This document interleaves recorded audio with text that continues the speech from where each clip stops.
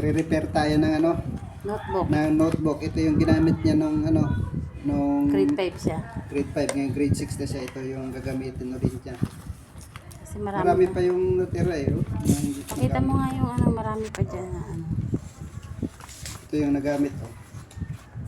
Alisin na lang natin ito.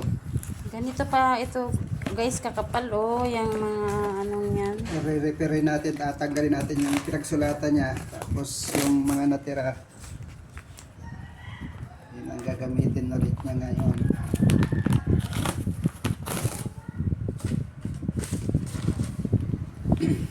Kaysa naman sa itapon. Makakatipid ka pa. Makakatipid ka dahil wala naman titipirin. Wala na rin titipirin.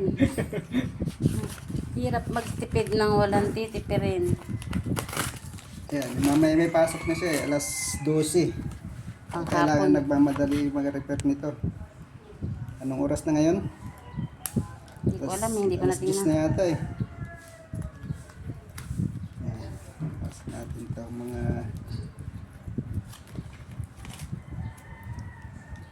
Ito guys, yung aking tinanggalan kanina, oh.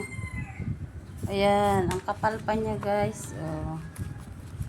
Oh, ang kapal pa niya guys, oh. Pati mukha makapal. Saka makapal din daw ang mukha ng Mga vlogger, mga kapal ang mukha Kakamera. talaga mga vlogger. Pagka manipis ang mukha mo, ang hindi ka pwede cameraman, mag-vlogger. makapal ang mukha.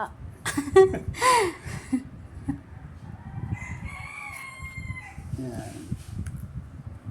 Hirap mag-repair. Pero last na yan guys, oh, yan. Ilang ano ngayon na repair natin? Bilangin mo kailangan. Bali magkatulong kami dito sa pagre-repair ng notebook ng estudyante. Hirap mag-repair. Ayan. Bibilangin Ilang minuto na yung video natin? Isang minuto na ba? Ano na, nasa 2 minutes na. Ang haba naman yan. Ilan ba to? Magbibilang muna ako. Puno yung basura ng ano, page. Dami pang walis. 1, 2, 3, 4, 5, 6, 7, 8. 8. Ayan guys, sakto guys. 8 ang kailangan daw na Oh, may ano. reserva pang dalawa oh.